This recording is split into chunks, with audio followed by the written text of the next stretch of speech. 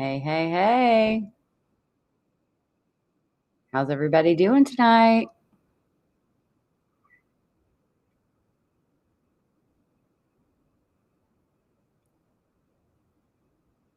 Hey, Wombat, Jerry, Nick, Wesley. C. Hey, C, you got to join the StreamYard, the link I sent you.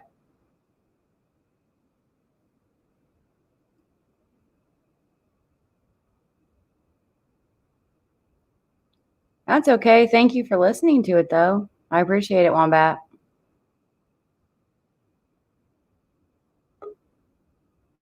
There she comes.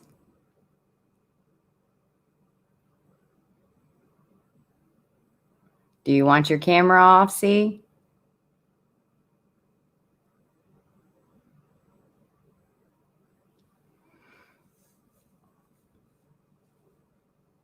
Hey, Early. Junie. Thank you guys for coming. Otto Man, Brad.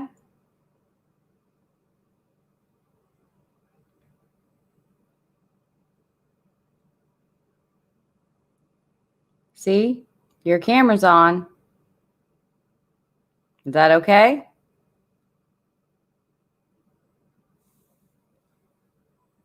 You want me to turn it off? Shake your head. Shake your head yes if you want me to turn your camera off. Okay. Shake your head yes if you want me to turn your camera off. I'm saying no. I'm just making sure. How are you doing? Turn your camera off. I'm saying no. I'm just making sure. How are you doing? Turn your camera off. I'm saying no. Oh, I'm ugly with this camera. Shut it off. How are you doing? Turn your camera off. Hey, C. Shut it off. You have to turn your sound off on your other device. You have to turn your hey, Cher. Your sound off on your other device. Oh, right, Early. She's awesome. You have to turn your hey, Cher. Did you turn it off? Sound off on your other device. Oh, right, Early. She's awesome. You have to turn your hey, Cher. Did you turn it off? Sure, let you know how delayed we are. Oh, right, Early. She's awesome. You have to turn your hey, Cher. Wow. We're repeating a lot. How delayed we are. Oh, right, Early. Hey, Polly. You have to turn your hey, Cher. Wow. We're repeating a lot. Hey, Randy, thanks for coming. Hey, Polly. You have to turn your hey, Cher. Wow. Randy Gravitt is another excellent YouTuber. He has been really covering history here lately. So go subscribe. Hey, Babs. Hey, Billy. Thanks for coming.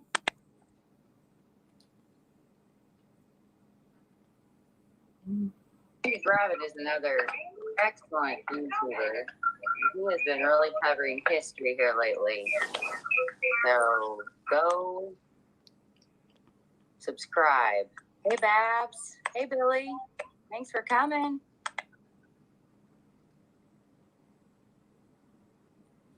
Hey, C, were you able to turn your sound off?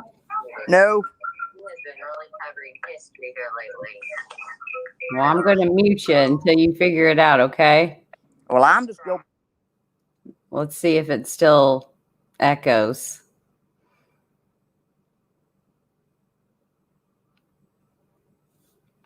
Oh. Yeah, I think she's got to turn the sound off, and then we'll be good to go.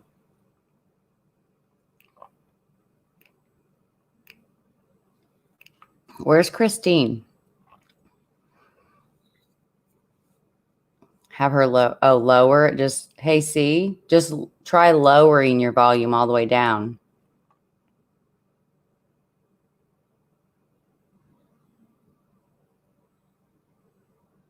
Hey, Cher. Sorry if I repeated that.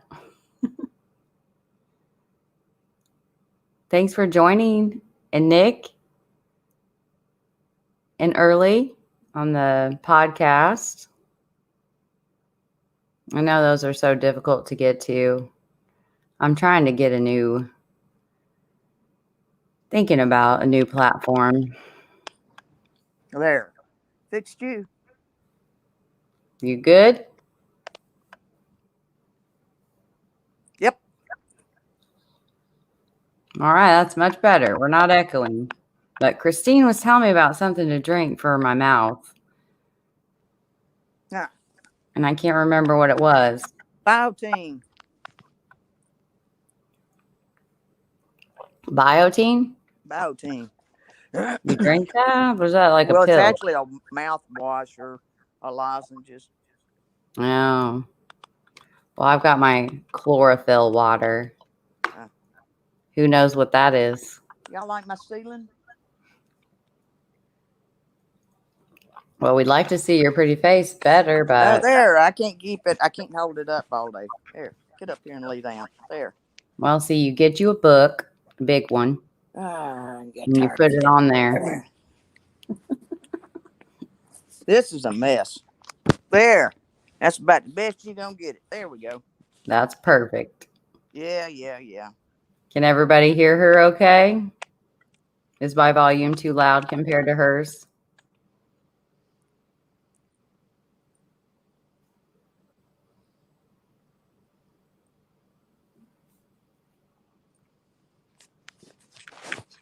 It is too loud, Randy.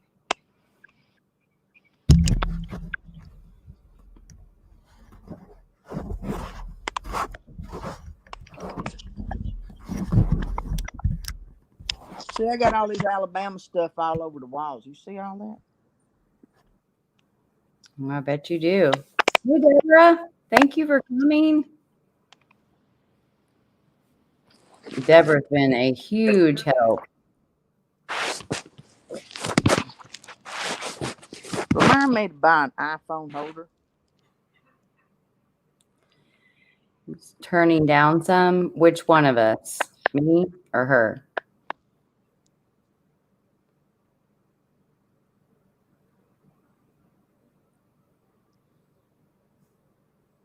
Because I know when people put in headphones, if one person is really loud and another person is quiet, it's hard to hear it.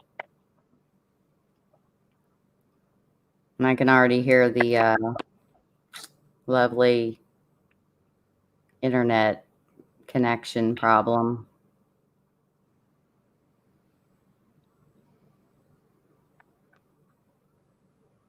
All right, see. Just jump right into it. I'm just waiting on you to get through yammering. So go ahead. I love her. You're the one yammering, not me. Go ahead. It's really interesting. Go on. It's really interesting. Yeah. Oh, I have a client, and she says that about everything. It's really interesting because...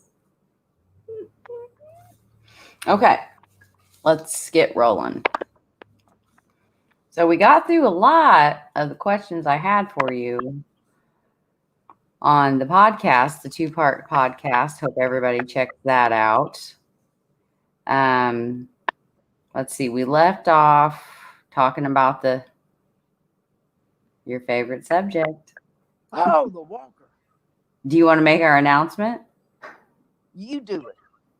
Me? Yeah. You're better at it. People are going to love you. You do it. We got an idea. We're going to offer a reward. That's right. I said a reward for anyone that can tell Mel or I where Shannon picked that dang walker up from. And it's got to be provable, and you will be paid at the vigil. There. Is that right? That's right. There you How go. much? I don't know. Did we decide how much? Was it 50 or 80 50 or 50 or something? It's something. I promise. $50. We'll go with $50. And I may even announce it have you come up there and get your 50 if you can tell us where that dang walker was picked up at. Hey, Steve, can you turn your volume up? Okay, Otto, how's that? Is that better? There. Everybody, y'all need hearing aids. Oh, great. Uh-oh, where are you? Huh? There you are. Yeah, anyway, I think the reward will be good. We're really wanting to find out where this dang walker, where it was picked up from. I think it's important. And I'd probably get a less gray hairs than what I have now if I could figure that part out and put that piece of the puzzle in. Then we can go to the next piece of the puzzle. Does that sound like a winner? I love it. All right. Yeah, that's how. Well, with my OCD, of course, the walker is driving me nuts. So, okay. So we left off talking about, for anyone in here that's not familiar, I'll just do a little quick run through of Shannon's case. She was murdered. Well, she was abducted on August 16th of 2001. It was a hot summer day in Prattville, Alabama. She was kidnapped from her neighborhood in Candlestick Mobile Home Park. Her remains were discovered on October 6th of 2001 in a remote hunting preserve in Autauga County, Alabama. However, nope, I got ahead of myself. As a standard, the family was allowed to choose her date of death. Her estimated time of death is unknown at this time. However, the information gathered thus far leads one to believe that she had been murdered on or near the day of her kidnapping. Her case is still unsolved. The last 19 years have led to a few good suspects, says prosecutor Randall Houston, yet no arrest has been made. Yet.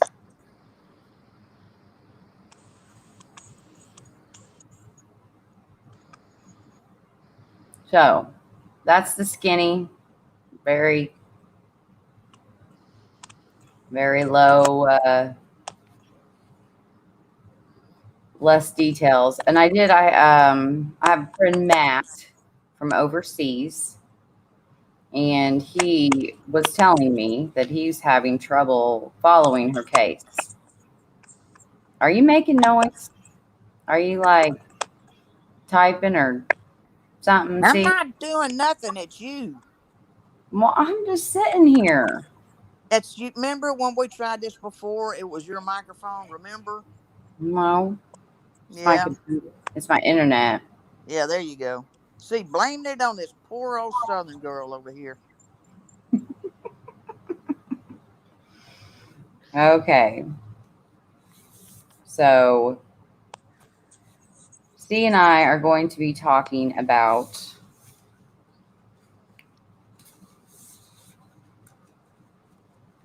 the day that Shannon was found.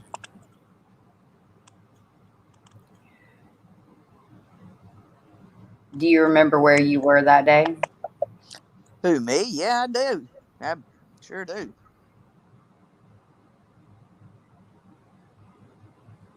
I was here at home.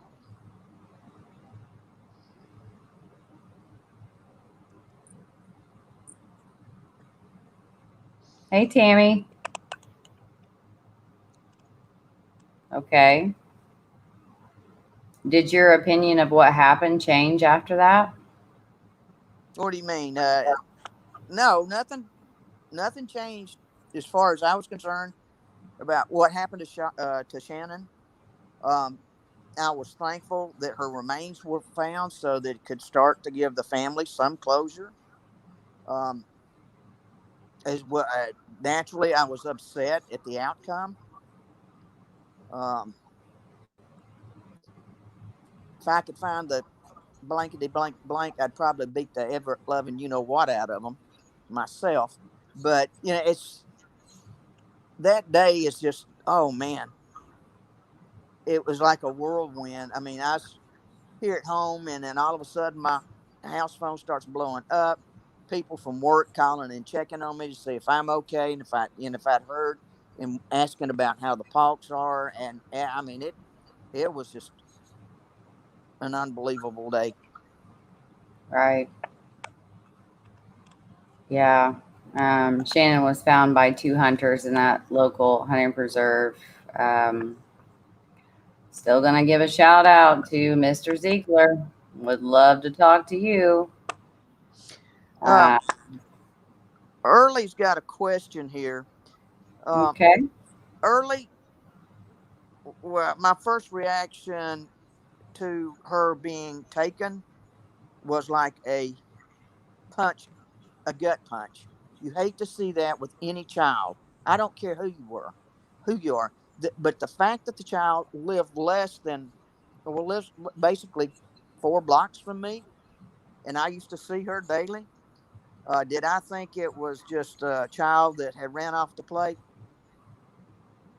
No, not at the time of night that it was reported. No, I knew that was not the case because it was reported late in the evening. So when it's reported that late, she wasn't playing.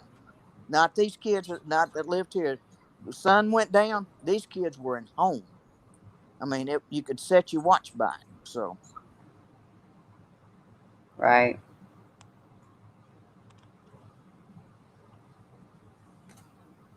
And after you kind of learned the details of her murder, did your opinion of the crime change then? Like, what did you think happened to her in before her body was found? I knew she had been kidnapped. There was no two ways about that. Especially Say when we that turned. again. I and before her body was found, I knew that the little girl had been kidnapped. There was no two ways about that. I mean, we turned this place up, this park upside down and inside out. So we knew that she wasn't here. We knew she hadn't fallen in the creek. There was more 4 wheelers running up behind that creek and shake a stick at. And but when we realized that something had happened, had been kidnapped. I believe it would be the best way to say it. Right. Yes, early alarm bells did go off for me. Yes.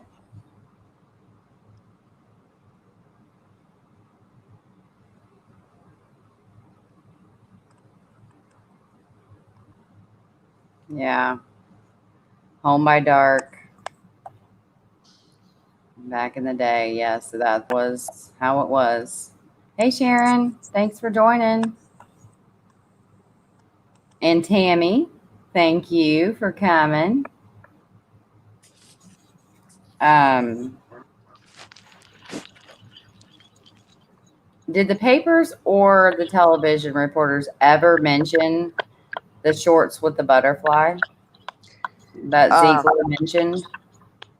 I don't remember anything about butterflies, but you got to remember that's 19 years ago, so I don't really remember, but I do remember the shorts and um, our shirt. I think it was orange or a pink shirt or something. Something was orange or pink. Was Uh, orange and jean shorts. yeah, because we were searching. Cheryl and I were searching up around where the baseball complex here is on off County Road 4, and we saw something orange and we thought, hot dog, we found something, but it turned out to be a darn orange balloon. But Hmm. So that search, I mean, they really, really did stay very central to Candlestick. no, Um, no, no, well, no. according to the papers, and they did go to Cooter's Pond, and you had mentioned other places that it meant. Can you mention those again? Hey, Yeah, Christine. Hey, Matt. well, a group of us, and I don't know if any of the folks that were with me that day are here in the room, but we went into Montgomery to a place that one of the people had said is sort of secluded and sort of weird, odd. And we went there to search, and we thought we found something. Called the police. Come to find out, it wasn't nothing to it. And like I said, we went up around the ballpark, but we went across that river bridge, looking into the Montgomery area. I mean, we looked everywhere we could think of. And ironically, I think it was a day or two before she was found, Cheryl and I, and supposedly some of the other guys were going to go with us, and we were going to go to that hunting reserve because we happened to remember a woman that had been killed in Montgomery, and her body had been put up there. So we were going to go up there, but when the guys didn't go with us two females were not going up in there by ourselves. So anyway, it's hindsight. I guess it's probably better that I didn't find it, because I'd have probably been really, really upset. Oh, yes. I can't imagine. And Mr. Gullidge looked completely in shock. Mm-hmm. Really. He didn't even look like he had processed that he was getting his picture taken. Mm-hmm. You know, they talked about the two hunters talked about the dogs. Now, I hope y'all are following me on this and see if it makes any sense to you. But they talked about the dogs wouldn't come and get in the truck. And I love music. I mean, I love the heck out of music. And there's a song that came to mind when I kept hearing about that. And it was by Diana Ross and the Supremes. And the song was Come See About Me. So it's like her soul's reaching out to these dogs and saying, hey, come over here. So it's, how you, Billy? So I know that's deep, but a lot of times you can relate stuff to songs, and actually country music is probably the best way to do it, but I'm a Motown fan, so what can I say? Right. Yeah, those lyrics were, pretty good. But what have I done now? He's trying to figure out what the wrench means besides his name. And I told him earlier I was going to make him and Brad mods, since they know everybody from Shannon's case. Early asks, who was the man who stood out to the grandma? Aunt. It was her aunt. Everybody knew they couldn't find her, and they were calling her name and searching. The man who stood out to her relative didn't help. Stood out to her relative didn't help. I don't, unless it, I don't know.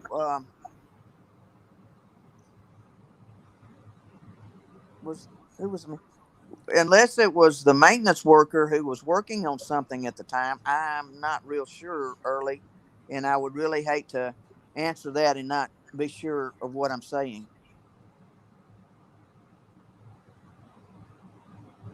Yeah. Oh, okay. Yeah, he was there. I think I know who you're talking about now. Um, yeah, I won't bad. I agree with you there. But anyway, I think it was a maintenance worker. He did resume taking care of what he was doing, or working on at the time. But he did search for her. Yes, I saw him my own two eyes on two different occasions. Mm-hmm. Just not at that particular time. Correct. Right. I mean, they still had to take care of the maintenance calls within the park. So, and believe me, you can do a lot of walking and looking, going from point A to point B at a mobile home. So, Yeah, it's very and true. so but that's the best. That's what I know about that. But I did not see that, and I did not was not involved in that part. So I can't really elaborate too much more on that one, Early. I'm sorry.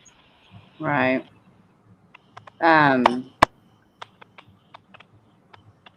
big into the victimology, Mm-hmm. working through the victim, the lay of the land. I mean, I literally like to go step by step by step, and the more anal the timeline, the better.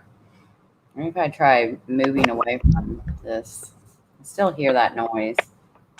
Mm-hmm. Ugh, hate that. I saw Nick. I haven't seen Angie. I don't know. Um, but now that we know there was no ransom, there was nothing like that. So it was a murder.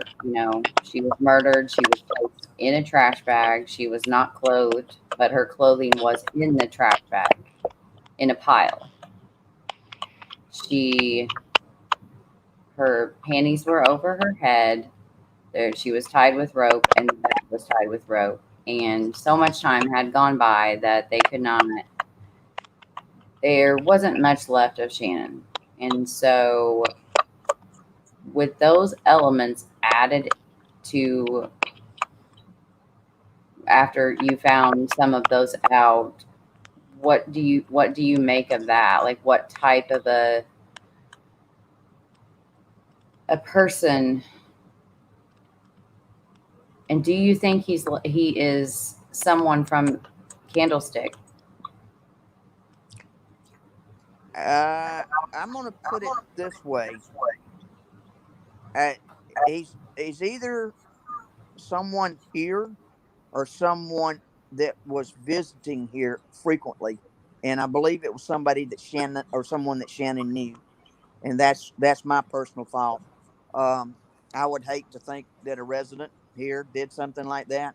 That would really upset me because I'd say 98% of the people here were good, really good. Right. But you always have your bad in with your good. It doesn't. I don't care what you do and how many screens you do. People fall through the cracks. But it would be, my opinion, it was somebody here or somebody that was frequent here, either a friend visiting somebody here or a frequent, say, plumber or something like that. But it would be somebody that she knew, I would think. And you had said on the podcast, that talking about your home, and that you could hear through the walls, and that there Hmm. was nobody heard her scream. So there was a lot of people home for a Thursday afternoon. Um,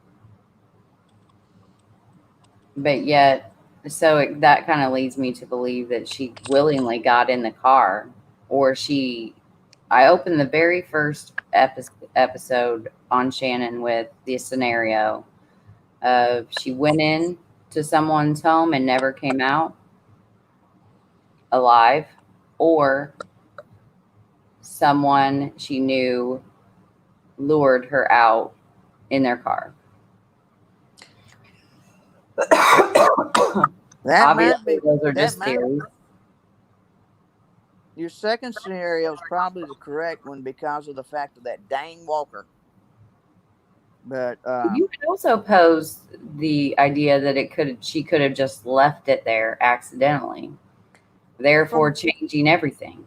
yeah, well, this is true. But I think she was on her way back to get when she left the police officer's house. She was on her way back to get the walker, if that was the case. But I don't know. I mean, the family says, and you tend to always pretty much believe the family because they know the child, and they said she was not forgetful. Right. So it's that's what tends to make me. Maybe she had left it there and went to the police officer's house and then went back to get it, Right. or either she brought it with her and the police didn't see it, and then she went back down because somebody she saw come up around Halloween Man's house. So I mean that's a Yeah. plausibility. but I think that's the point of the epicenter. I think that's my personal feelings. Is that area right there is the epicenter? I do too. Yes, Did Wes. you know the Halloween man? Uh, yeah, I did. I had one encounter with him, and let me see, how do I put this nicely? I was not impressed. Um, he was not a very nice person. His behavior at the time that I met him was totally inappropriate, and it has always bothered, and that has always bothered me. But Mm-hmm. you can't jump up and down because of somebody's inappropriate behavior. Right. Hey, Crystal. Thanks for joining. And yeah, I do agree. I think that whether how close she knew them is still up for debate. I don't think it was a family member at all. Um, but yeah, I think it was someone, either a friend's father, unfortunately, or someone that she knew from the neighborhood. Mm-hmm. It's see this. There's a lot of stuff that has gone on, that, and it's coming. A lot more is coming to light because a lot more folks are beginning to talk, which we need them to talk. I beg people to talk. Talk to me, talk to you, talk to Brad, talk to Wes. I don't care. Talk. It's you'd be surprised at what you can remember just by talking, sitting down Right. like on the kitchen table, so to speak, with a cup of coffee or a glass of tea, talking. A lot of stuff comes out. I mean, and there's just ways. I mean, but what? And I'm glad Billy. You still here? I'm glad that Billy is here because this came up when he was out searching for Shannon. They had gone up County Road 4, and coming back down, he was shot at. Well, this place Right. called the Farm is up on County Road 4, and that was all the druggies. So, and we know the dog traced her to County Road 4. So, did she happen to be friends with one of them folks? I don't know. So, Brad, I'm not sure of that. But I'm not sure. I'm not sure of that. I don't know if anyone did or not.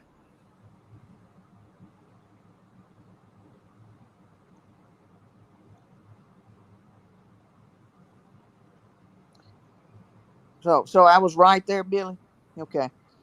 But anyway, it's a wonder they didn't get killed out searching, and especially that's not a very safe road with that farm up that way. But anyway, let's go back up to the crime scene just a little bit, or the where they found her, or secondary crime scene is what I call it. I don't know what it is, but you and I were talking. Excuse me, talking, Mel. That okay?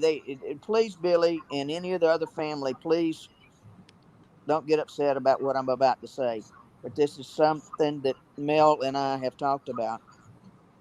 They pull Shannon in a bag. Shannon, what do they say? They say she weighed 90 pounds. 83, Yeah, okay. 83 to So 86. now I'm not able to pick up something that weighs 83, not quote, quote, dead weight. So this person would have had to have been fairly strong and fairly big to pick that child up and carry her, oh, I'd say no more than 15 yards back into the clearing to the right. So is there DNA on the outside of that bag and DNA on the inside of that bag? And then they say something about the knot, a special knot, an electrician's knot, or a sailor's knot, or something. I mean, there has got to be somebody knows something. If everybody could sit down and just like at the kitchen table and put the pieces of the puzzle together. Right. Tammy, you know the Halloween man lived on Giant corner of Giants and Dodgers, He right at lived the next, pond. next to Miss Mary. Yeah, lived Where right Shannon at the pond on the knocked. 1 o'clock position.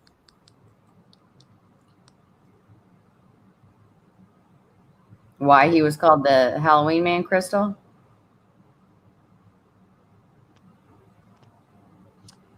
Because he always decorated for Halloween for charity purposes. Uh, and he raised money for some kind of charity. I don't remember the name of the charity right around Halloween. But I do know that, and I have been told this uh, by someone, that she was seen in his house, that Shannon was seen in his house before. So, I'm not trying to make hay out of that or anything because I don't know the full Right. thing on that one. Yeah. But anyway, that's the reason they call him the Halloween Man. And I do want to pause for a second and say, like, I saw Early's comment, and yeah, it is. It's extremely difficult to talk about what happened to Shannon and how she was found. Mm-hmm. And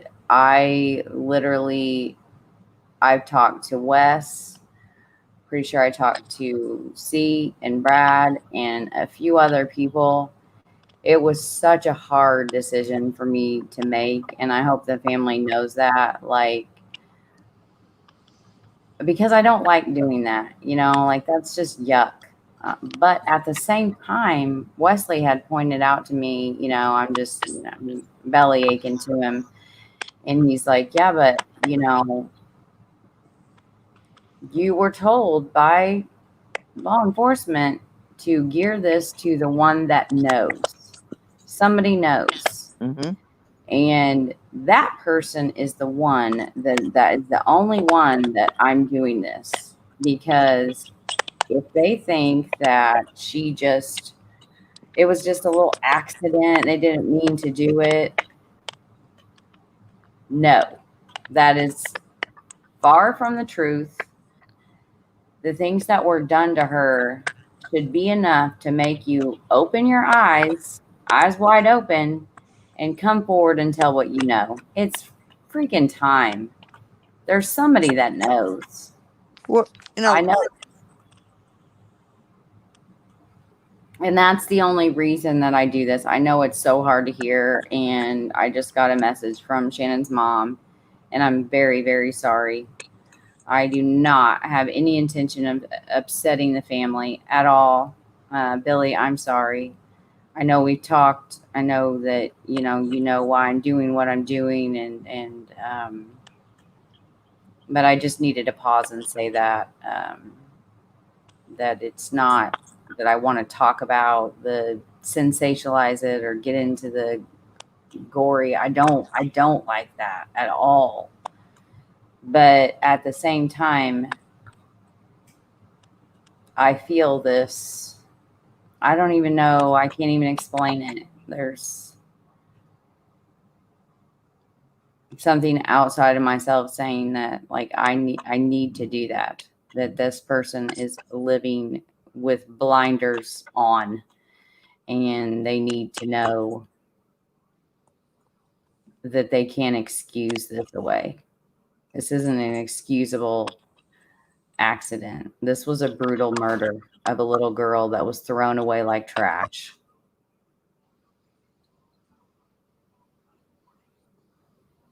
Yeah, I agree, Crystal.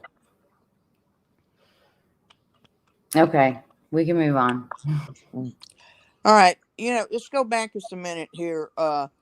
We were talking about whether anyone could have heard. I said, had she yelled out, would it have been heard? Yes. If anybody that lives in a mobile home or been in a mobile home any length of time, sound echoes.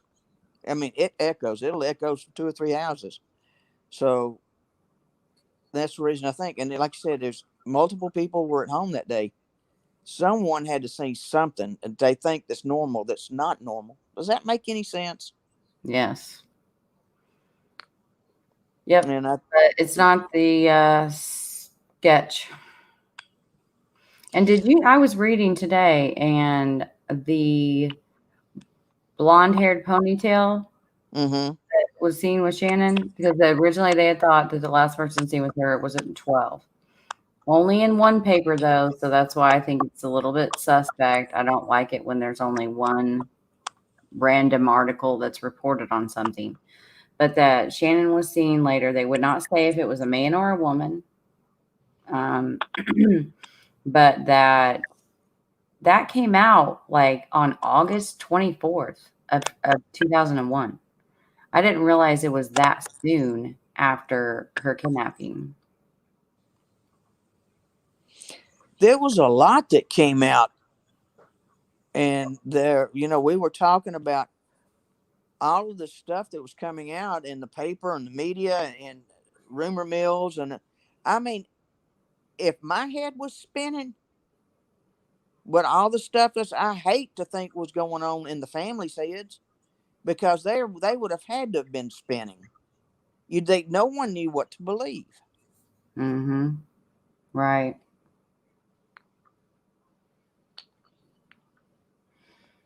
Yeah. But I tell you what, I'm gonna say this. I have to commend the Paulks for how they have held themselves going through this. I don't think I could be as calm and level-headed as they've been, and that's the truth. Right. I just don't think I just don't see it. But anyway, they're to be commended. I mean, that's just how I Yes, see it. for sure. And their family have rallied so, much here lately with this vigil. I mean, just done an outstanding job, and you can feel the excitement and energy of this being revived, and it really does. It takes a village, and it takes the family and um people that care in the community to just never let it go. You can't. You can't just every day. You got to do a little something. You know, I keep going back to that dang Walker. Thank you, Billy. That thing is driving me nuts. But if we can find out and piece the puzzle together with that Walker, I think we can see a lot more and probably add it up a little bit easier. And because I think that Walker's probably got, like Wes said, is probably a good point of interest here. Mm-hmm. And nothing really has bothered me too much about this whole mess, but that dang Walker.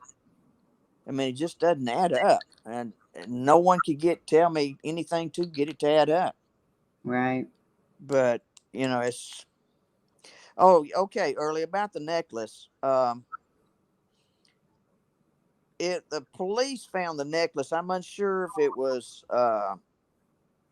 local PD, FBI, or who found that necklace. Um, a friend of mine, who well, actually was a friend of the family's, had told me that the necklace was Shannon's, and it was found. I want to say on the grassy part around the beeline. So that's about all I know about that.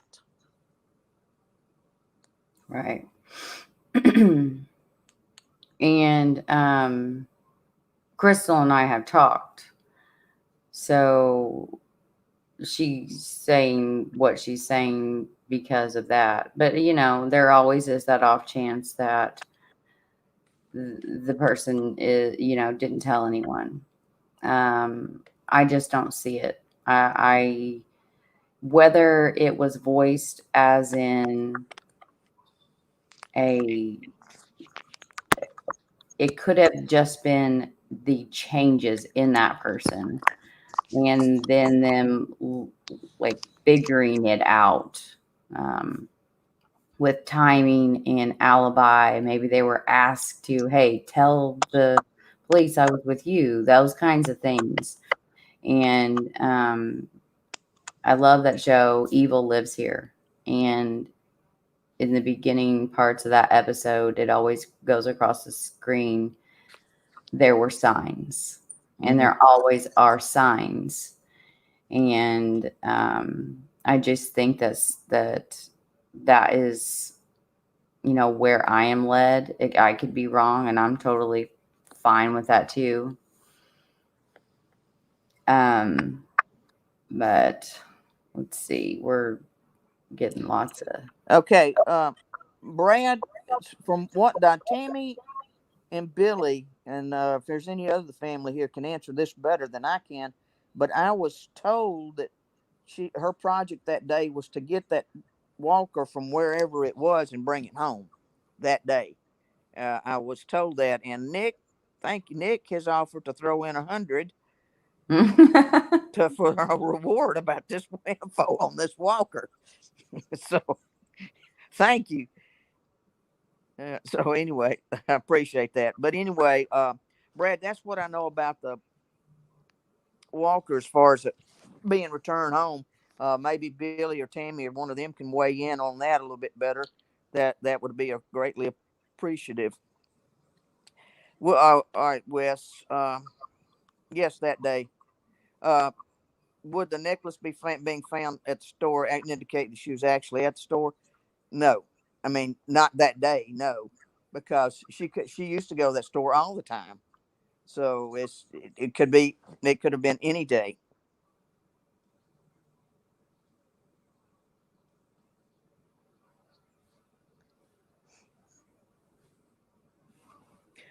And Brad also too. We talked. She had several opportunities. That's the reason that dang thing's driving me crazy about this cotton picking walker. It's like it has a mind of its own. One minute it's there, and the next minute it's gone. Then it pops up again. I don't know, like an alien had it or something. I don't know.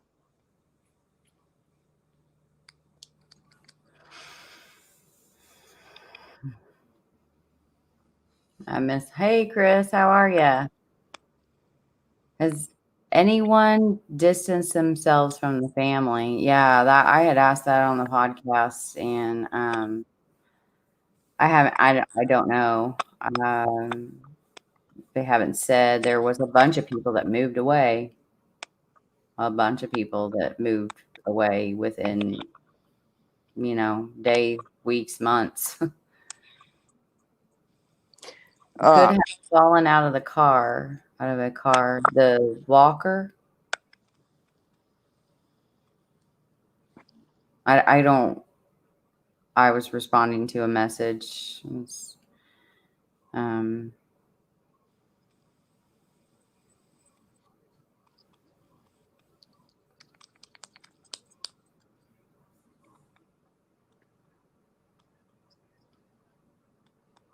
Hey, Bruiser. Um, if the walker could found it fell out of the car, uh, I'm not going to say no, but because anything's plausible, Mm-hmm. and because we don't know. I mean, we just flat don't know. We do know for sure the last time she was seen with that walker, but we don't know anything else about that walker from that point. I mean, Mm-hmm. I can't even trace it from 7:30 that morning on. That's so it's really Oh, wild. this is a good question right here. The necklace may have fallen out of the car. I Well, mean, that's a possibility, okay, in the grassy part of no, right? no, Not no, not on the grassy part of at Beeline. No, because you would have well, had to been half in the between the highway and the pavement. No, there wouldn't have been no way.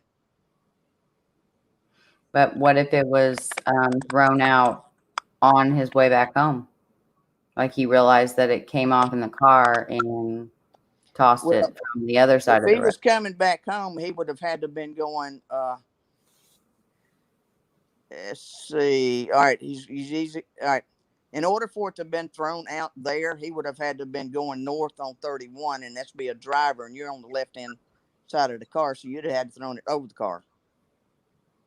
You follow me? No. All right. You're driving up Highway 31 going north. All right. In American cars, the steering wheel's on the left hand side of the car, right? So in order to throw it out of the car and hit that, he would have had to throw it over the hood, over the top of the car. So that would have been lightweight, but have been almost an impossible shot. Mm-hmm. And he couldn't have come back south doing it because he'd have never got it from there. Okay. So no, I don't think that's he could have thrown it. Yeah, that was a good question, but I'm glad that was like cleared up because I can't believe I didn't think of asking that. Auto man, we are literally offering what are like at least $50 to the person that can tell us where the walker was. And the thing that is weird about the walker is, you know, Shannon leaves her house and then her friend that she went to and knocked on their door lived on Reds, and she had the walker with her. So that's the part I just am so confused about, is why this little girl would carry, and the walker is in the cover art of this episode. So that's what a walker is. Like a baby walker where they can like sit in it and walk. So, I mean, they're pretty big. Like and I looked up one specifically for, you know, 1999, 2000, and I asked the family, is this what it looked like? And they said yes. So that's the picture on the cover art. Yeah. And then Miss Mary saw her with the same walker like at noon. So why would she carry this around with her all day? Did she like, hey, I don't get it. I don't understand the walker. You know, maybe I'm making too much of this walker scenario, but I think I talked to Wes about it at some point, and I think he seems to think that that's an originating point, that it shouldn't be discarded as part of the plot, so to speak. So, but Timmy, I don't know. You guys know that more than that I do, but I don't know. I don't know. Where was Caleb? Do we know where Caleb was during all this? I don't even know. Marie had confirmed that she had taken him and dropped him off at the babysitter before she went to work. So he left with her at like 5:30 in the morning. So 80 people being around there. That is a good question.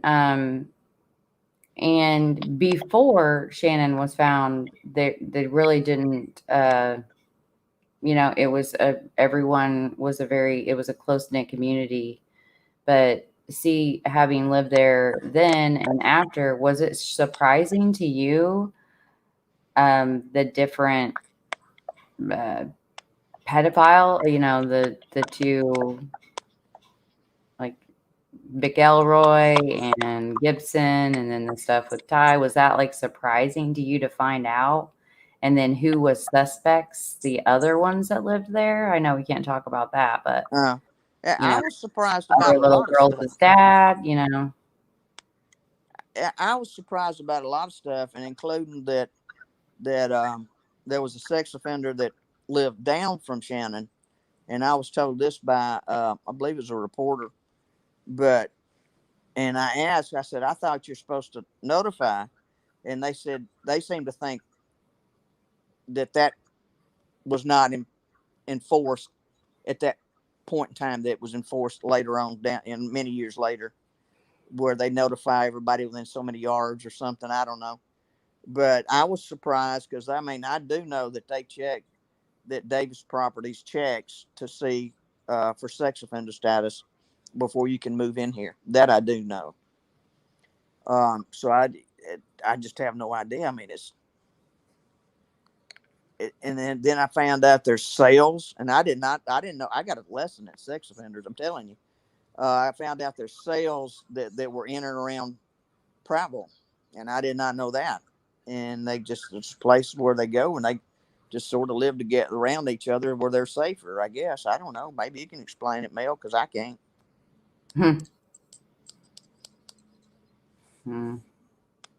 Yeah.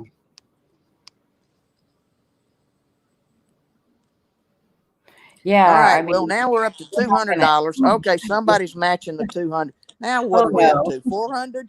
No, we're not going to give away that much money for information on a damn walker.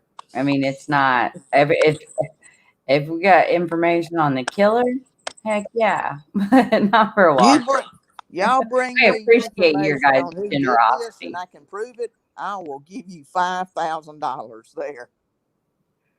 And I will say, like, if you want to donate some money to freaking, oh, Alabama is they still have the Freedom of Information Act there, but you have to pay for theirs. And it's $10 to search. Even like if you spell it wrong, it don't matter. It's still $10 to even look. Definitely not like Indiana. So there's so many more people that I know about that if we could find the documents that they have some involvement with, child crimes, we could talk about them. But I mean, I spent $200 already, and like it's like so expensive. But yeah, for the Walker information, I don't think that's worth 400. But I really appreciate you guys' generosity. You're so sweet. Chris, there was a place called the Farm on County Road 4 that was loaded with drug dealers. And that's what I said earlier. Could she ended up being a friend with one of them? Because, I mean, this child, I mean, she was a social butterfly. I mean, she loved everyone. I mean, everyone. She knew no stranger. And that's sad at this day and time that you can't be friends with somebody, and or be friendly with something. It's, I mean, don't even get me started on that one. So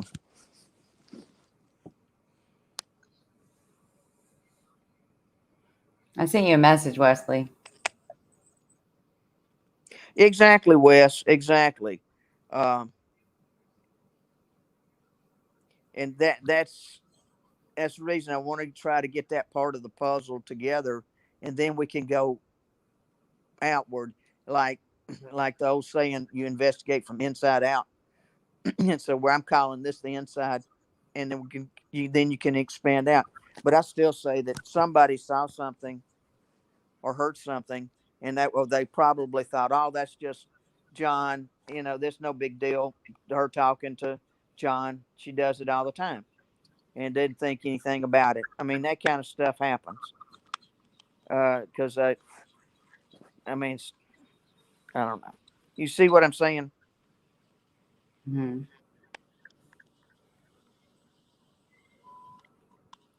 True, Chris. He could be a chameleon. Yes. There was one drug dealer that stayed right behind Shannon. So did she, does that, but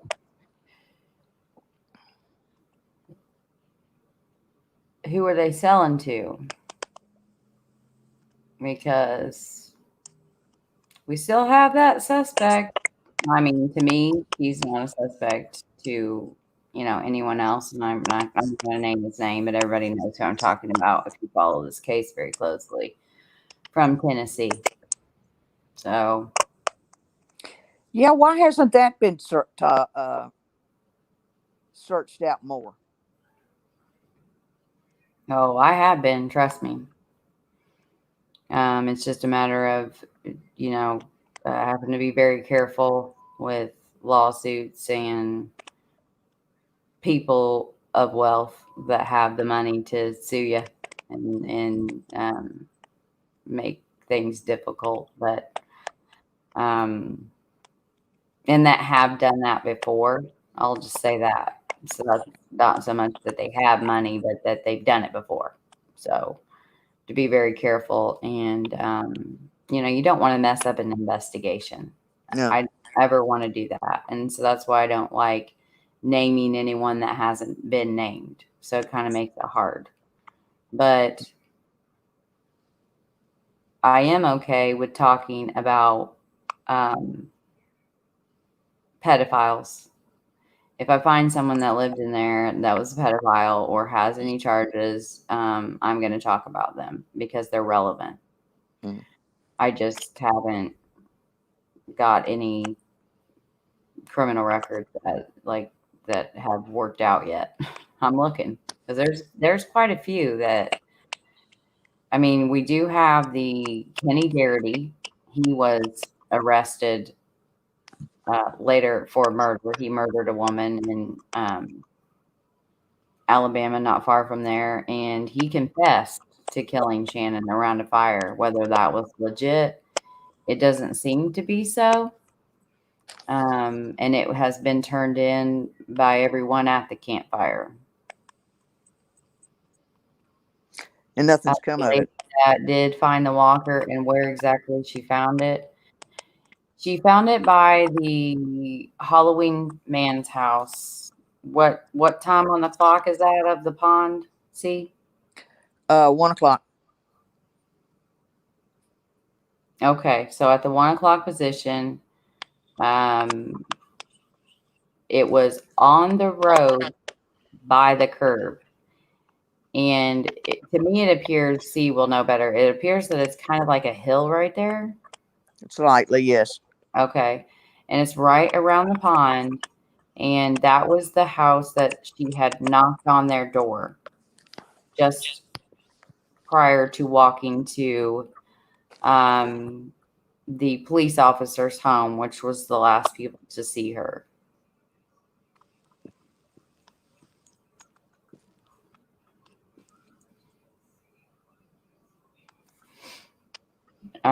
And so I would assume, because Marie had said in our conversation, I mean, she didn't mention seeing it. She didn't see it, the walker. On her way in from work, the police officer saw it at 1:15-ish. Marie got home around 2:30, 3 o'clock, and the walker was not there. So the pregnant woman that picked it up, she lived at the T of Dodgers and Expos, where Shannon lived, just on the right of that, right there. So that's where she thought that it was just put out for trash or for somebody to pick up. And that's the deal with that.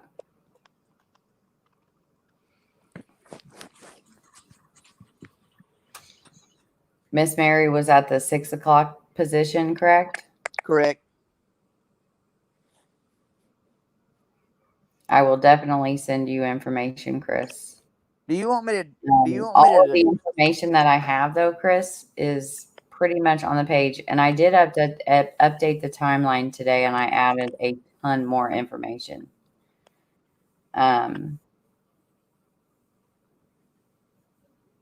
Violent offenders, as far as like drug or sexually violent offenders, Crystal.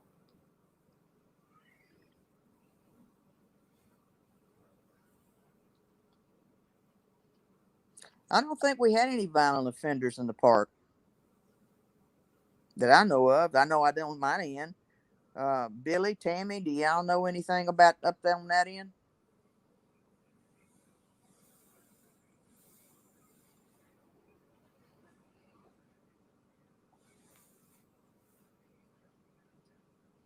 All violent.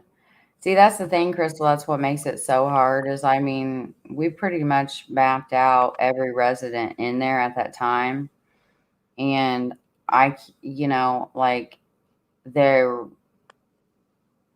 you can get the records, but you have to pay for them. So I don't know. I'm not going to pay for how many residents were in there. How many residents lived in there, see? Over 200? Yeah. More than that. That was way over 200. Yeah, for sure, Nick. Like, not all people who use drugs are violent. I think she's more meaning like violently, um, like chilled, crimes against abuse.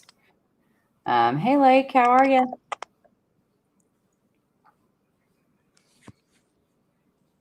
But and it goes back to, I mean, if you read on the website, the FBI, and any kind of psychological, study you do, drugs do play a part in quite a lot of serial and crimes. I mean, that's just a fact. Not all.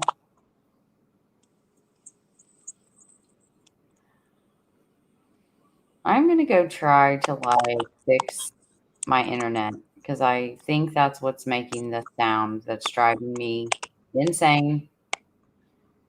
So I will be right back. Okay, you come back.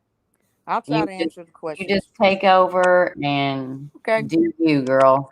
Yeah, be me. All right. Anyway, the I had described that area of the pond earlier, like visualizing a clock, and that is the best way. If you don't know the area, that's the best way to understand it. To where everyone lived in relation to key points. And that's the reason, for those that don't know, that's the reason we keep saying 6 o'clock position, 1 o'clock position, 12:30 position. So that's the reason for that. But back to the drug dealers and so on and so forth. I really don't think it was a drug dealer. I really don't. Billy said there was a drug dealer that lived behind Shannon. Um, Not all drug dealers are kidnappers, but and it's like I said, as far as violent offenders, I don't know of any that lived in this park at that time. And Brad wanted to know more about this lady that found this walker. Uh, Brad, you had the Halloween man, which is where the walker was, and then you had the deputy, and then a house, and then the deputy, and then the woman that was on the other side of the deputy is where it was saying. So I say 3 houses up, basically, from where Halloween man left, is where she lived.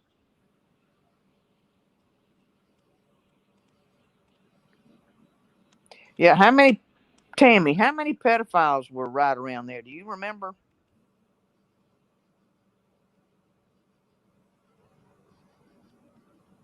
Because I know of one for sure that I've been told about. So,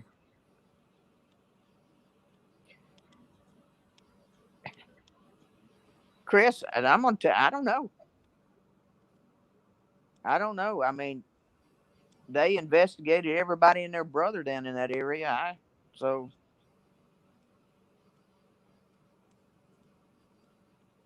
hi, Ivy. Glad you're here.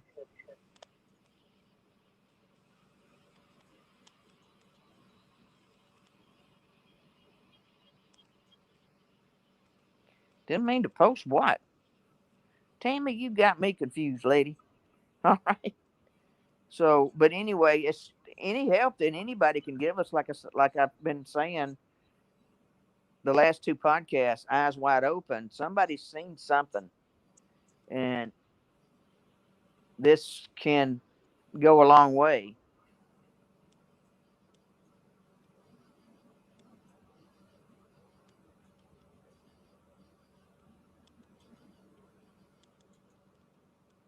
Oh, got you, Tammy. Okay, see, Tammy, you getting me confused, girl. So, but anyway, it's for those of y'all. I don't know where everyone lives, but I hope they come to the vigil on the 16th. There's a lot of folks that are coming, um, but do wear your mask because we're a mandatory mask around here. And um, but if you've got underlying problems, don't come because we don't want you getting sick.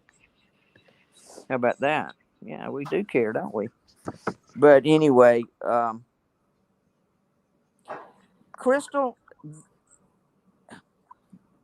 I would tend to think it was more. Well, it was one person, but there's some people thinking that might be two. But I'm thinking it was one person, and that was probably the reason why it didn't stick out like a sore thumb.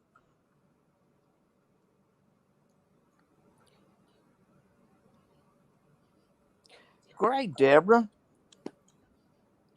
Well, Chris, that's a long ways for you to come for a candlelight vigil. Trust me. But you'll be there in spirit. We trust it.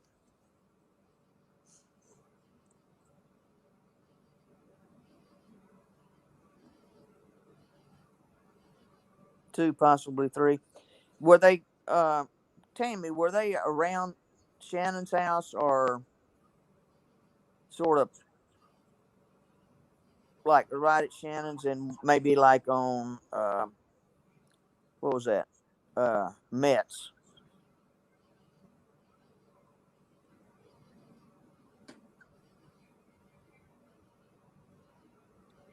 There has been suspects, yes, Crystal.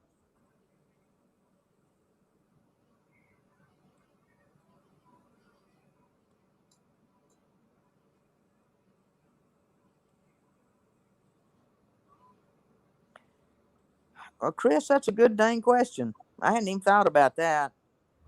Um,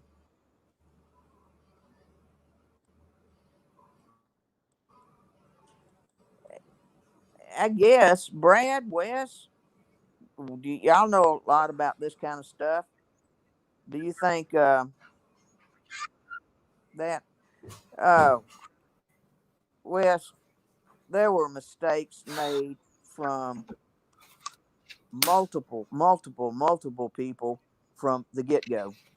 Um, I really do. And I don't think the mistakes were intentional. And I think this, because this is the first thing of this nature to ever happen in the city of Prattville. Well, you got to remember, well, Wes, we're a sleepy little town. Well, we're not a sleepy little town anymore, but I think they made mistakes. I think everybody made mistakes, not reporting fast enough. Saying it's just natural. You're gonna go out and look for your kid and all this kind of stuff. That's natural, but it's but speed's of essence too. So, but I mean, there was mistakes all the way around. No one's perfect. Yeah. I did find the answer to that today. Well, the profile that the FBI released just after Shannon's remains were found did state that they thought that they had no reason to believe that it was not more than one suspect, and they believe that the suspect was a white male. And the profile was pretty generic, and that didn't help with my internet. Let me try going on Wi-Fi.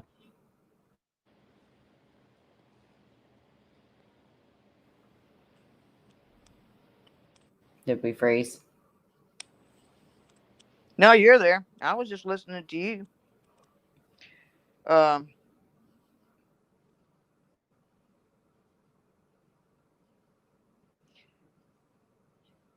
I don't know. I still think if it was two people working together, they would have stuck out like a sore thumb for sure. This happened. It was just like natural to see Shannon talking to somebody. It was natural, and that's the reason I said I don't think there's two people involved.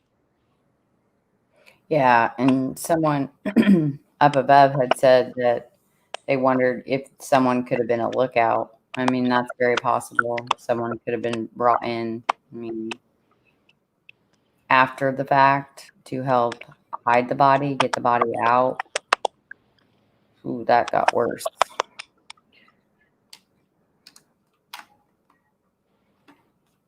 Tammy, are you talking about twins?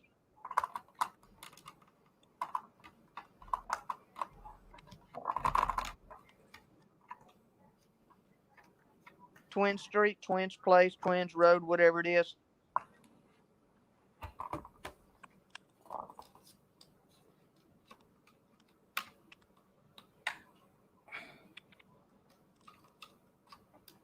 Go in your home. Huh? Oh, I'm talking to this pole.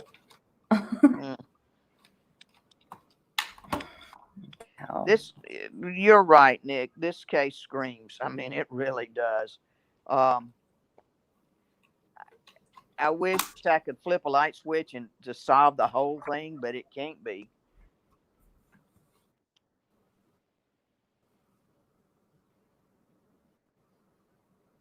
Yeah, I agree. I think it was one. It's not that bad on that end. Oof. It's not really that bad. That's rough on my end. Really? Well, I did find out, like, I'm going to have to call them because this makes me mad, but apparently we have guest Wi-Fi, like where guests have access to our Wi-Fi. So I was really thinking that disabling that, and it wasn't password protected, which is really upsetting. How does that even happen? Was on our Wi-Fi. So, but I don't think it helped. So, Wes, you've got a good point there. I sent you a link if you want to try to join us.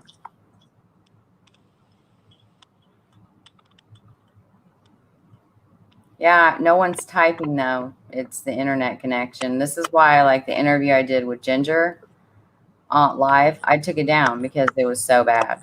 Like it sounded absolutely terrible. Yes, Yeah. Wi-Fi. Yes.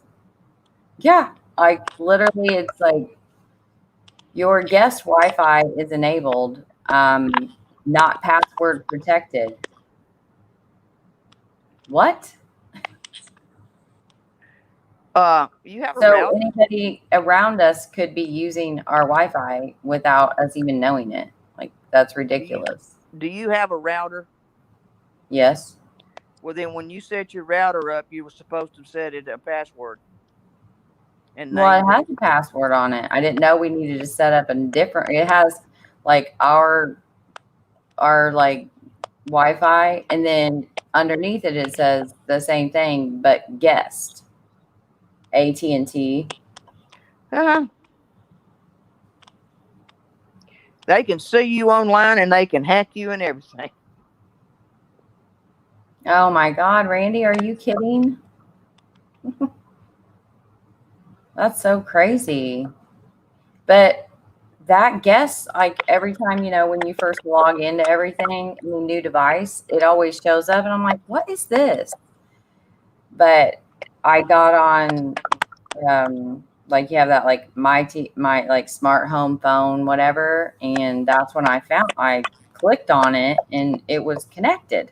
It's like, that's so weird. Put a But password what you on gotta it. do? Put a password on it. Lock it down. Name it Mail's Place and put a password on it. Yeah. It's just weird. But I mean, it's been on there for a year. So it's gone now.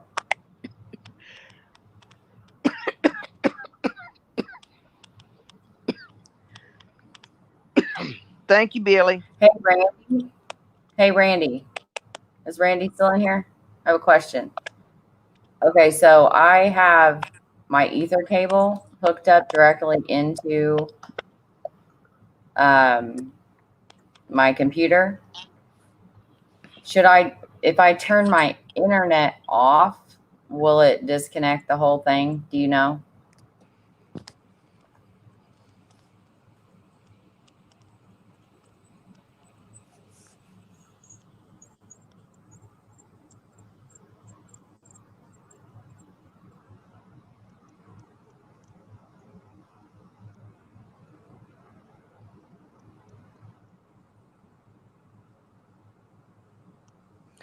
Early's got a good name for your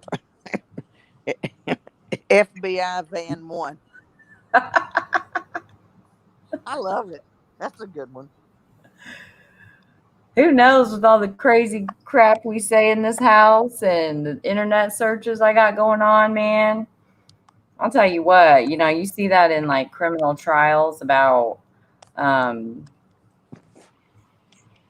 the internet searches being circumstantial evidence in cases, like I'll be in jail. I'll literally be in jail. It's really quiet now, Mel. Still just a clicking and clacking on my end every time I talk. Yes, it will turn off. Okay, so I won't do that. That won't help. Thank you, Randy. I really need a tech guy.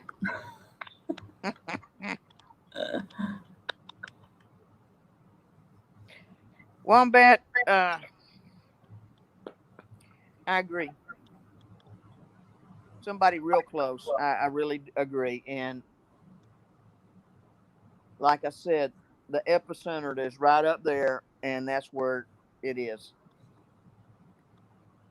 That dang walker. I wish that walker could talk. Right.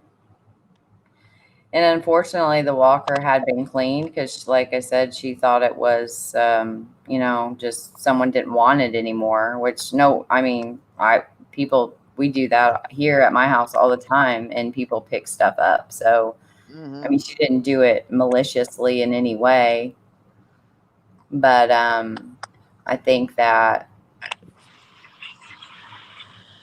because it was cleaned, they, if there were to be any evidence on it, it was probably not something that they could find. And I have to ask Jeanette to clarify, but I think she had told me that she did take the walker to them along with the letter. That was one of my questions for you. The note that Shannon had wrote in her room that they had found. Tammy had talked about it in the episode early on. Hey, Tammy, girl, got a question for you. You said that I think somebody said that you said that they found a journal in her room. It wasn't a journal. I think it was just written down on paper or a notebook, like a composition notebook. What was that map that was drawn, or directions?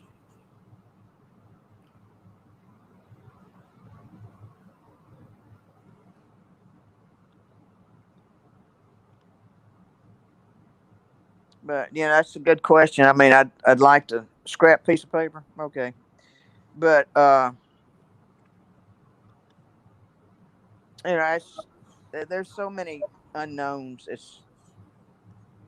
I'd hate to be the cold case detective investigating this because there are so many unknowns, so many rumors, and it's like weeding out a garden. This ain't so, this is not so. Oh, there's a rose,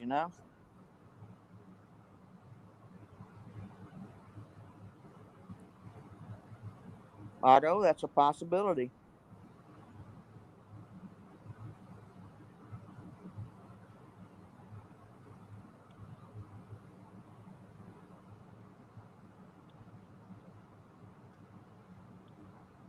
In time like a doll.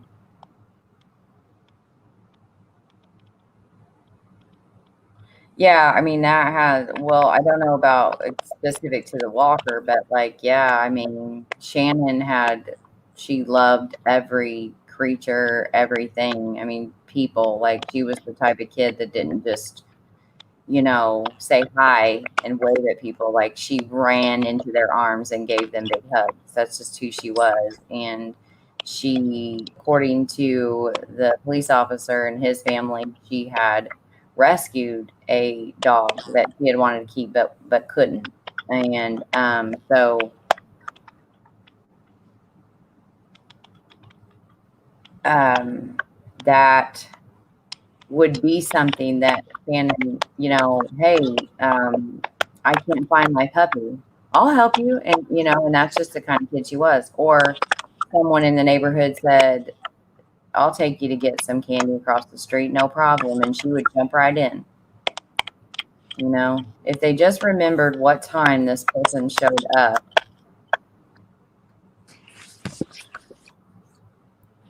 If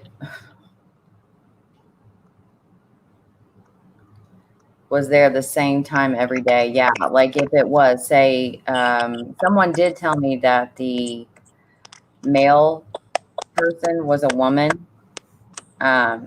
And yeah, but like FedEx, UPS, I don't know how maybe C could answer that. When was the garbage picked up? What day of the week? I know ours comes on the same day, pretty much same time every week. When were maintenance workers there? Like who hired their own versus employees of Candlestick and Corky's?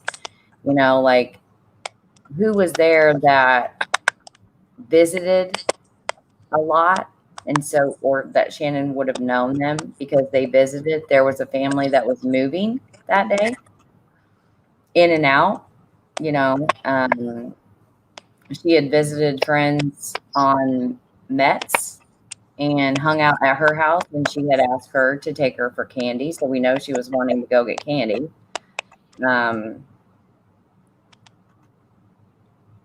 I would like to know when exact time when Miss Mary left, who came to pick her up. Was there people that came to her house that was a common occurrence for them to come there? I mean, there's just so many possibilities.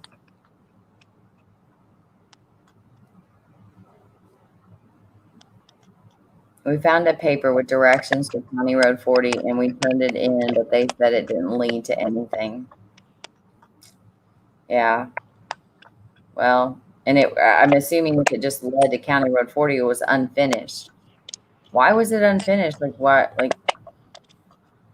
would an 11-year-old be writing directions? The only thing I could think of was to go to church or a friend's house. And then like, okay, I like, let you talk to my mom, you know, or let me let you talk to my dad. Like and then they just kind of stop writing the directions. But sorry, Cher, I'm doing it again. There's like a weird hair. It's bugging me.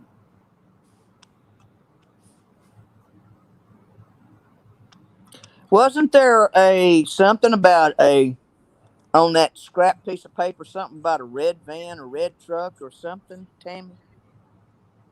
I've heard that. I don't know if that's true or not.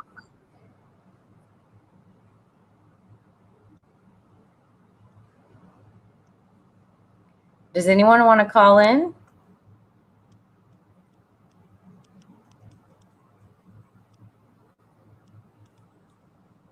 I can put my number in the chat if anyone wants to call.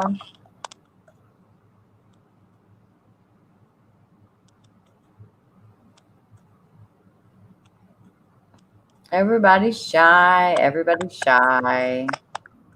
Look, if I can get on this crazy thing, y'all can too. Now, come on.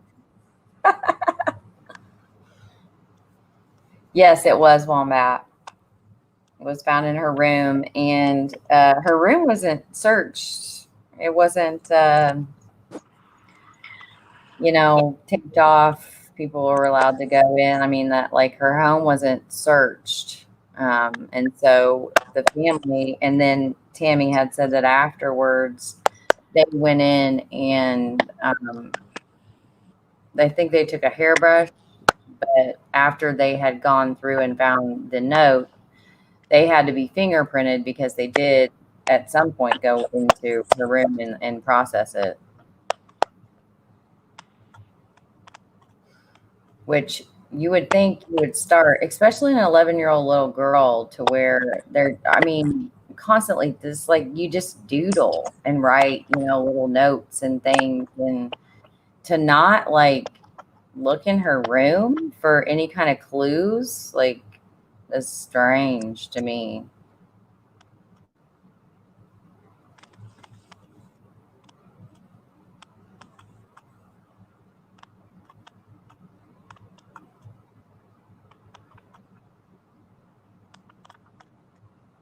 Yeah. Tammy, why don't you call in, Tammy?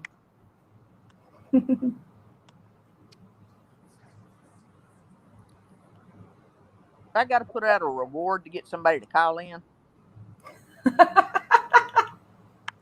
I mean, we got up to $400 about the walker, so come on. Tammy, you have my phone number. You can just call me. Where's And Mr. Leslie, Brad? you do too. Huh? Did Brad leave? I don't know. I haven't seen him in a while. Bradley, come out wherever you are. Yes, a red van. See, I told you there's something to that. I bet you. And another thing that I'm an outsider, but not anymore, really, because I just know the case like so well. It would be nice to get someone outside that isn't directly like lived it or knows it really well. Like, what is your opinion? Call and tell me.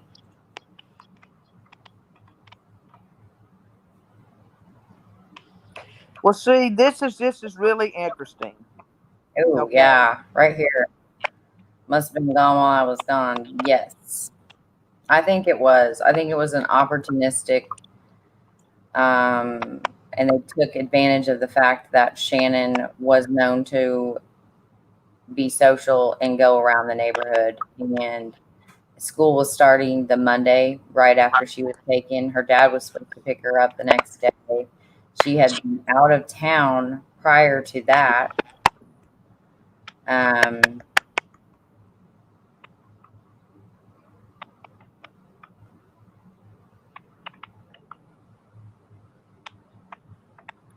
You know,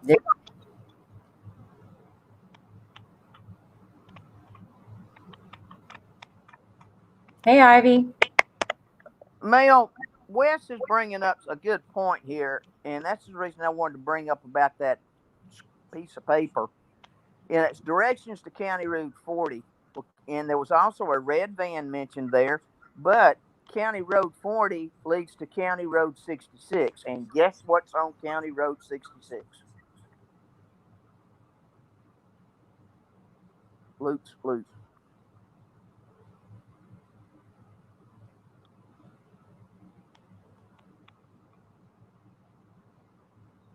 You see what I'm saying? Luke's Loop. Yep, close to where she was found. Yeah. Or, the person was panicked and someone, maybe the blonde haired guy with the ponytail. I don't Wait a know. minute. Deborah, you say a red van was mentioned in her notes, but a red van was seen in the neighborhood that day? That's the first I've heard of that.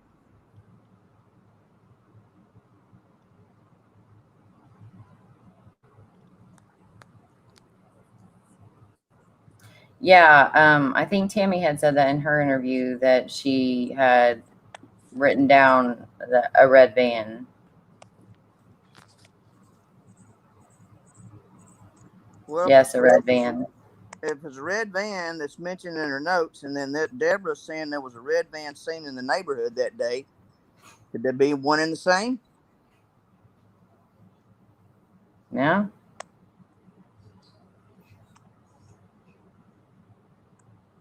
Mm-hmm. It's the part. The trailer park is in Prattville, Alabama, on Highway 31. Chris, called Candlestick.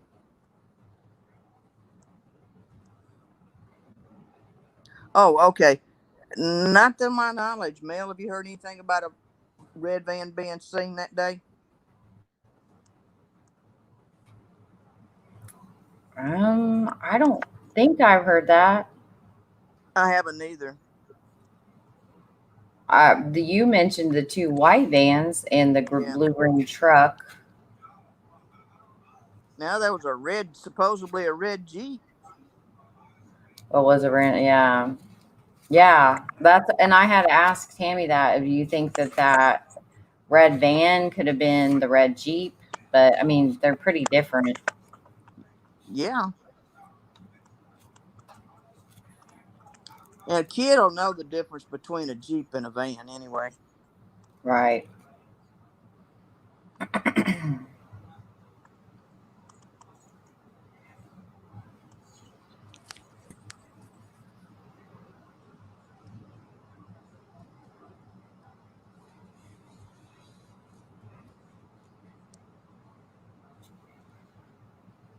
Mm-mm. There you are.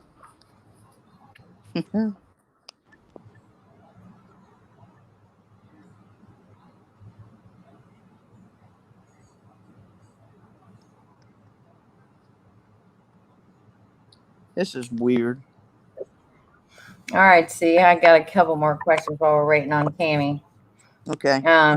Do you think that Shannon was murdered by a serial offender or a serial killer of children, specifically children?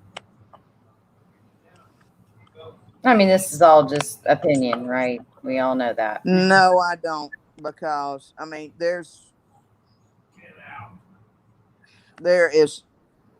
it's a fine line there. I mean, I can see both sides of it, but I really don't think so, knowing because Shannon was such a friendly child. Um, I don't think she would have gotten in the car with a stranger. I really don't. Um, but no, and I know about the one in Tuscaloosa and wherever the other two were that were close by with similarities, but I don't think so. I mean, could be way offline, but you know, that's just my opinion. Yeah. I did read in the paper that let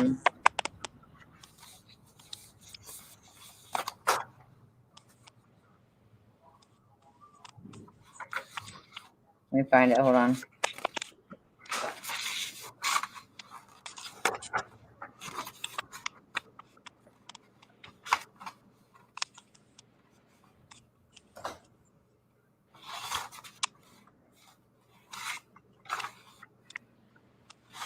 Well, I missed her call. I hear the phone ringing. Yeah.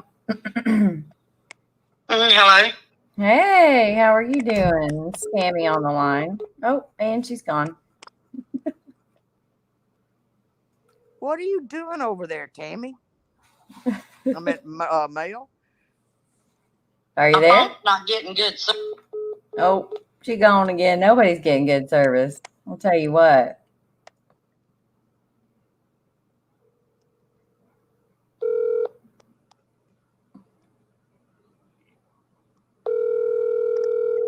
Do you think? Hello. Hello. Hey. Oh, it keeps call failed. I hate these dang cell phones sometimes. They just go crazy. Right. It's so annoying. I'm so sick of Wi-Fi, and I pay extra for better Wi-Fi or broadband and all them words that I don't understand. Clearly not enough. See what Wes has put out here in text? That's exactly why I say that piece of paper is Hello. important. Sorry, I keep losing service. That's okay. I'm obviously having trouble too. How are you tonight? Well, we're good. How about you? Oh, pretty good. See, now you get to hear the clicking on my end. Well, it's fine. It ain't that bad. I mean, you can still hear every word you say. It just sounds like maybe somebody texting. It's terrible. It's not that bad.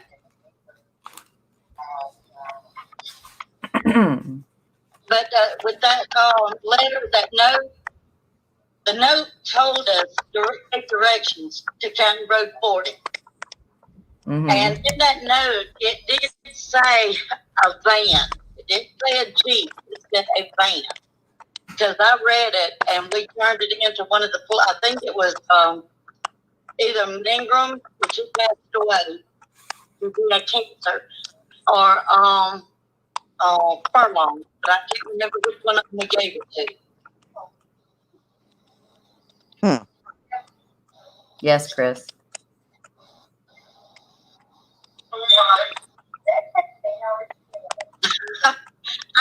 you on the other side because I got it on my TV on YouTube. Oh, yeah. I would put my phone back in there, but I can't get a hang up on it again.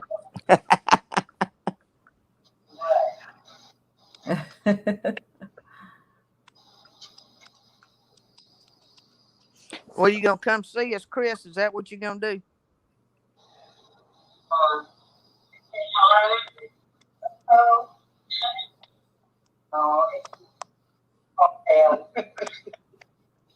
He helps me research. Do I need to stay on the phone now? Did you happen?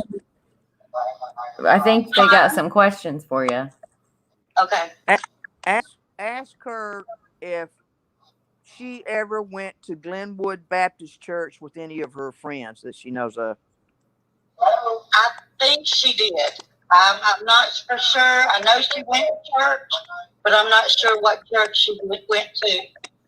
I really, if you can see if you can find that out for me, I would appreciate it. I'll find out from Marie. I'm not sure, but Glenwood, that's the one right there on 31, right?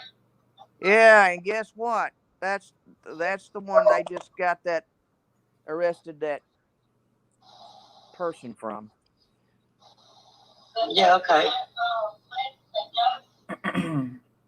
But yeah, I mean, I would, because I can hear us on YouTube in the living room, and I'm in the bedroom with my phone in the window. Yeah. It's a delay too, isn't it? Oh yeah. Daryl Mangrum was the school resource officer. Everybody loved him. Yes. What's that Glenwood question about, C? Okay, Wes, there was a guy that worked, this just happened just recently, as a matter of fact, a guy that worked at Glenwood Baptist Church, and he was arrested for inappropriate behavior towards children. And I traced back his age, and he would have, he could have been the culprit down here, and that's the reason I'm asking if she went there. Yeah, the youth pastor. That's right, the youth pastor. Charlie, call Marie and see if Shannon went to Glenwood Baptist Church. She could have, because that's not far from the house. She could have rode with anybody. Right.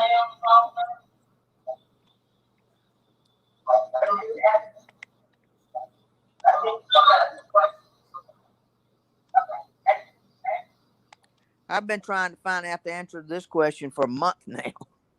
Yeah, you have. I saw you posted it in the group. It's kind of weird that the group is like gone silent. It's very active there for a while. But I just recently figured out how to respond tonight. So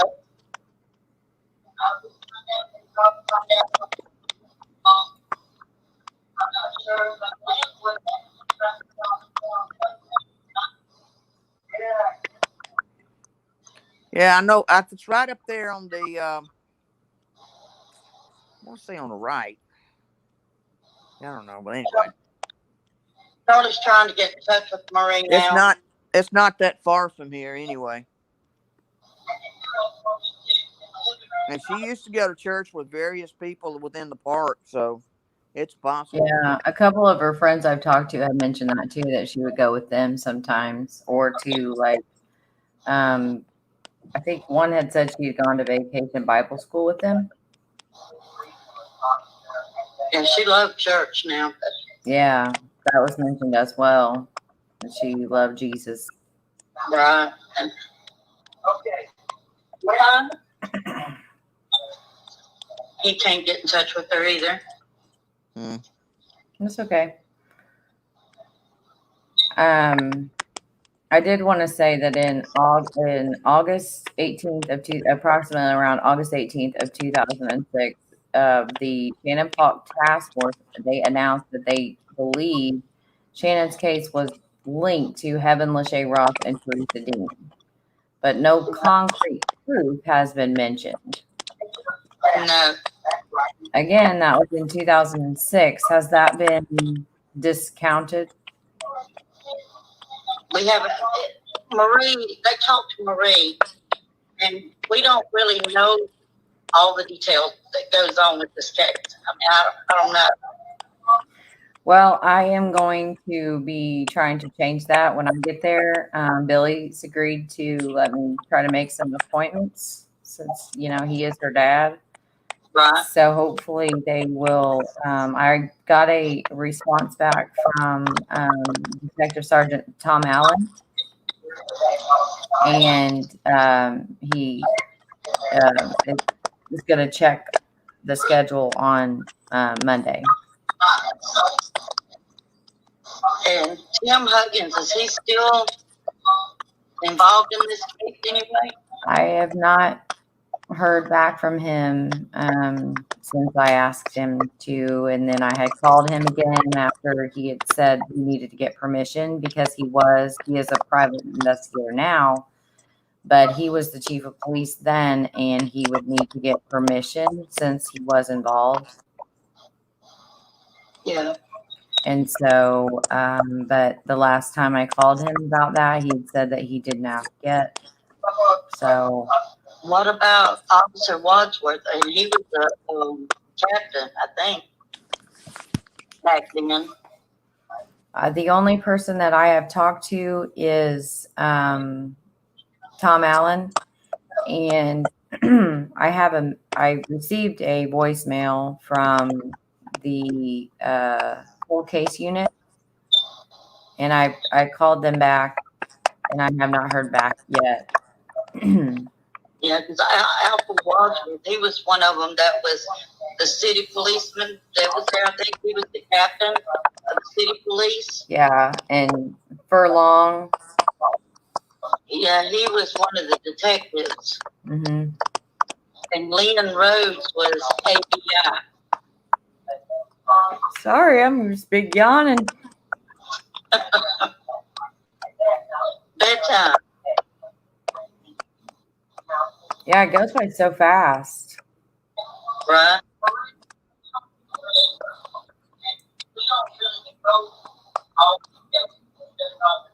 Could it be the fancy? What? That's making that noise? Is it your fan? No, it's you. You're so sweet. This is the same racket that it made the last time we tried this thing. I know. It don't like this. It don't like StreamYard.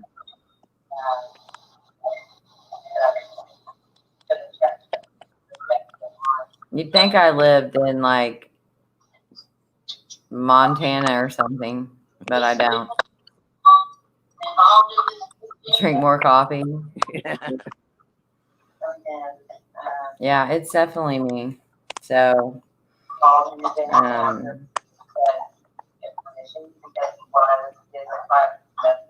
and then I did find an article from 2016 that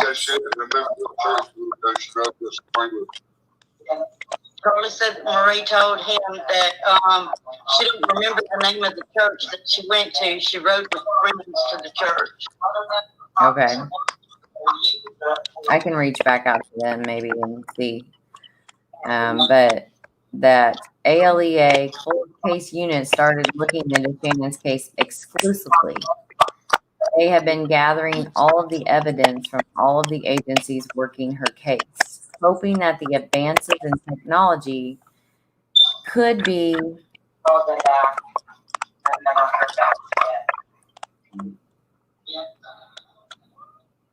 now the phone's clicking. Could be useful. That was reported by the Associated Press. So, C.C. Moore, forensic genetic genealogy. Could be. Could it be useful? Just don't know. But hey, Tammy, real quick before I let you go, can you tell us a little bit about the special guest music we're going to be having at the vigil? Yes, we got, his name is Ricky Fitzgerald. They go by Hank the Fourth and the Lost Highway Band. And we also got Wesley Dennis, which he's going to come and sing How Do You Talk to an Angel? And Roger Lyles, which he's the one that wrote the Shannon song. Mm-hmm. He'll be there to sing that song. And we got Chrissy, which is Jeanette's niece from Tennessee, that also. That's awesome. Yes, and I'm praying that we have a huge crowd to show. I think so. I really do. And maybe this sick person will find out how many people she's got behind her. Somebody can tell something and help us. Right.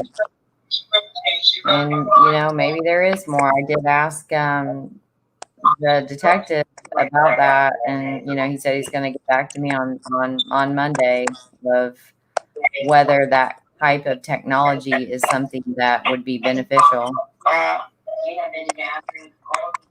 All right, Tammy, I'm going to let you go. We're going to about wrap up here. All right, Miss Marilyn. Thank you so much. Thank you for calling. Bye. All right, bye-bye. I wish he would show up, Wes. Yeah.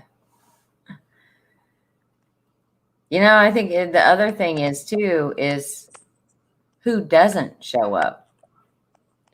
You can't say that. Not right now because you got all the COVID stuff going on. To an extent, yeah.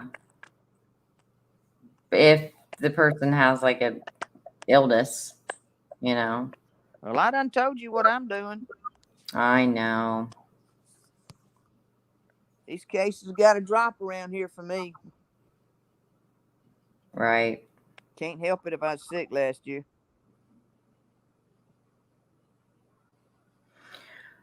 Well, we're about to wrap up, so I was just going to again talk about the vigil for Shannon. It is going to be August 16th. It's a Sunday at 6 o'clock in Pratt Park. Really? Why can I never find my papers? Literally, never. Because you lose them. It's probably over in the printer.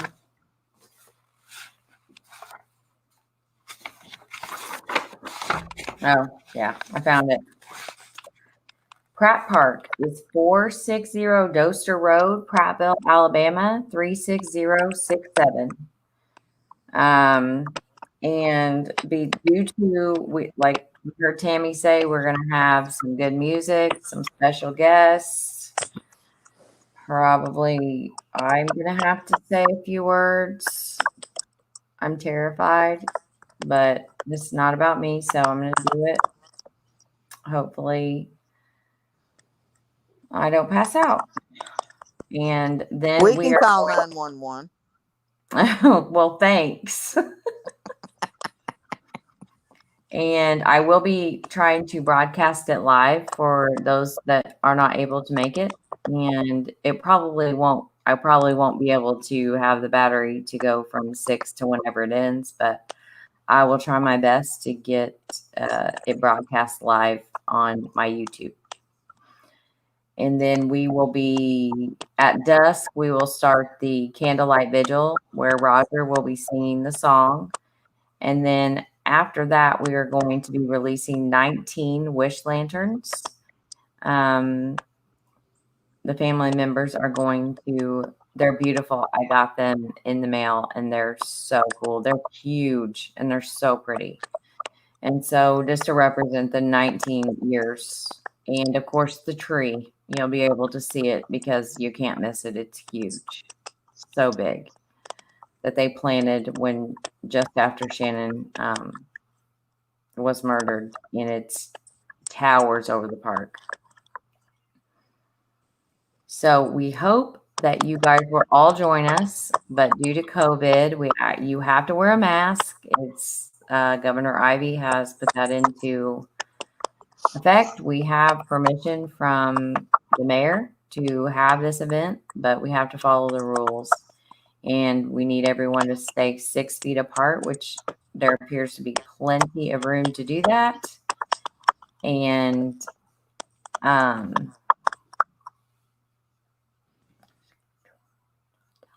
see how. Oh, it's gone. Stay 6 feet apart and from non-family members. And we will have hand sanitizer. More than likely, we'll have water because Alabama's really hot. And bug spray or, lanterns or whatever those are called. So, C, do you have anything to say before we head on out? Yeah. Tammy, are you still in the room? Look, maybe Wes could do it. You know that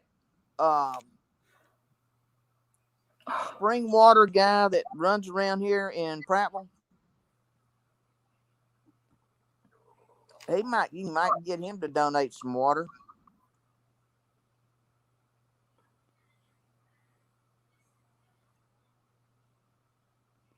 Oh well. Oh yeah, and bring a lawn chair and a blanket because it's going to be in the grass. Yeah, it's I'll look it up and I'll call and I'll send you the info, and I'll try to send you some info. You can talk to them, explain it better than I can. Maybe they'll donate some water. Right. Well, hopefully you can, Wombat, you can join us on my live. I'm going to go live. So Chris is saying the Glenwood Baptist Church is 3.13 miles from Candlestick Way. It's not far from here. I told you. Wow. That's interesting.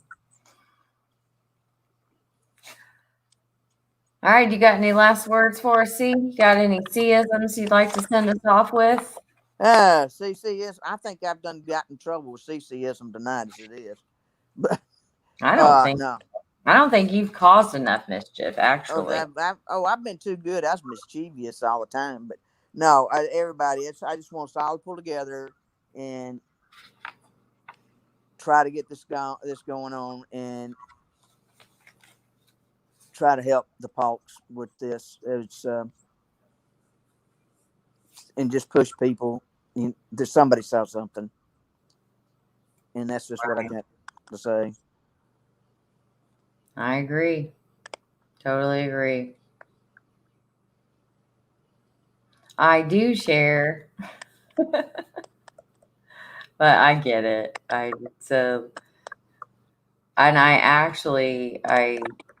will see, but I think I'm on the day before. I'm already going to be about 2 hours south of where I live, so I may be coming in a little bit early.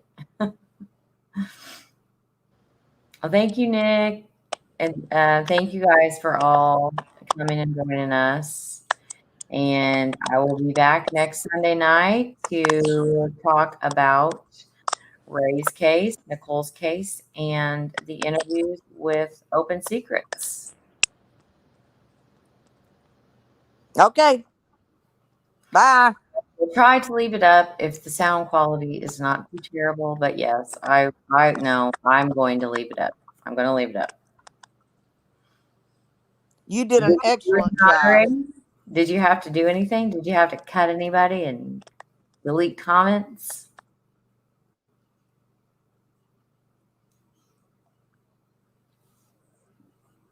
I keep yawning. I've literally worked all day. See?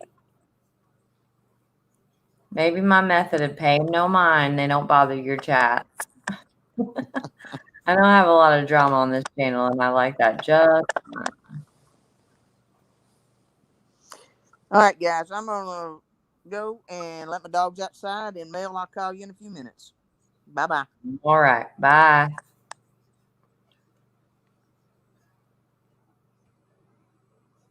Is she not so cute? I love her.